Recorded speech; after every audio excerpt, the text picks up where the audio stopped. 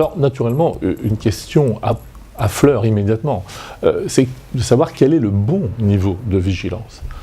En réalité, il n'y a pas véritablement de réponse à cette question. La réponse est dans l'expression « tout dépend ». Tout dépend du client qui va se retrouver face à l'établissement financier, à l'établissement de paiement ou à l'établissement de crédit. Juridiquement parlant, on peut recenser 3 niveaux de vigilance. Une vigilance standard, une vigilance complémentaire et enfin une vigilance renforcée.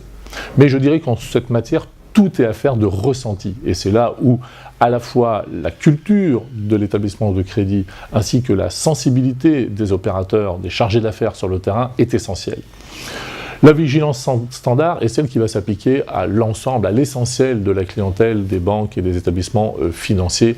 Elle concerne l'individu lambda, l'homme de la rue, pour lequel peu de doutes, peu de soupçons peuvent venir nourrir ou tenter de étayer une volonté, un souhait, un désir de développer une vigilance complémentaire, qu'il s'agisse de son identité, qu'il s'agisse de son domicile, qu'il s'agisse surtout de l'origine des fonds qui vont transiter par les comptes de cette personne. Mais naturellement, dès que le moindre doute survient, dès qu'une anomalie, dès qu'un propos peut être douteux, une indication qui peut paraître parfois anodine, mais telle que des lieux de résidence de villégiature, un certain nombre d'allers-retours dans des pays qui sont réputés pour étant particulièrement féconds en matière de trafic, eh bien, tous ces éléments-là doivent permettre au banquier de renforcer sa vigilance pour peut-être étayer davantage le dossier qu'il doit renseigner sur chacun de ses clients. Et puis, au-delà de cette vigilance complémentaire, qui vient en sus donc, de la vigilance standard, il existe un niveau ultime de vigilance qu'on appelle la vigilance renforcée. Cette vigilance renforcée, elle a été dessinée initialement pour des catégories de personnes particulièrement choisies et qui vont présenter un profil de risque beaucoup plus étoffé, beaucoup plus important en termes de blanchiment d'argent sale. Et cela compte tenu des fonctions que ces personnes exercent ou ont été amenées à exercer dans un passé proche.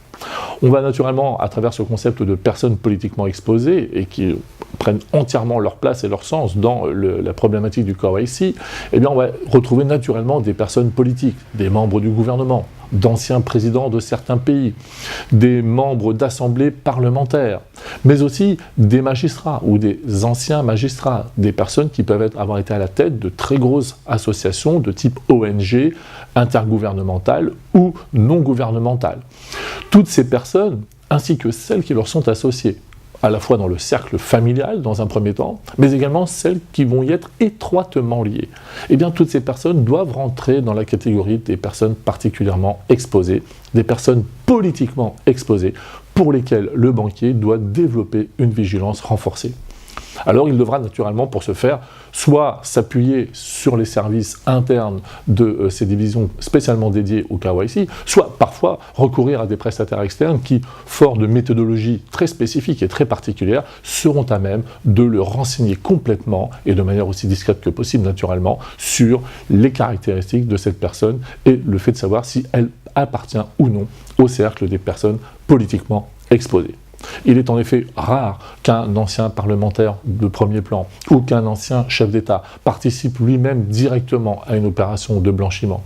En revanche, il peut être beaucoup plus fréquent qu'un allié de cette personne, un descendant, un collatéral, ou encore une personne qui lui est très proche d'un point de vue des relations d'affaires, eh bien, se retrouve dans une société qui, par exemple, sollicitera le système bancaire conventionnel pour réaliser des opérations à l'extérieur des frontières nationales.